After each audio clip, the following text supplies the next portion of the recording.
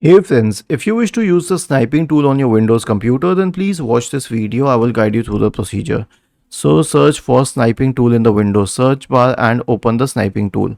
This is how you open it. You also have the shortcut, which is the Windows key plus shift plus S. You can use this to start a snipe.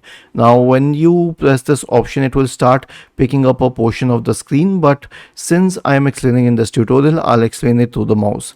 Click on new and this will initiate a snipe, the same that the shortcut would have done. And then let's say you pick up this portion, so this portion will become a snipe and it will become an image, a PNG file initially. Now you can use a highlighter on this one, you can write on this one, and you can use other tools on this one. You can also remove the background after the stage.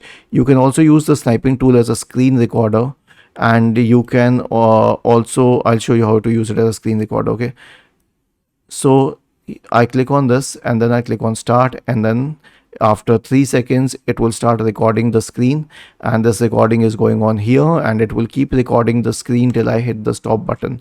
And when I hit the stop button, it will give us the recording here. So it's also an excellent screen recorder. I've actually tried this. It works well. I mean, I still use OBS, but the sniping tool screen recorder also works well. Was this helpful? If yes, then please subscribe to the channel, and if not, then let us know in the comment section of this video on how we could help you further. Thank you for watching this video and have a nice day.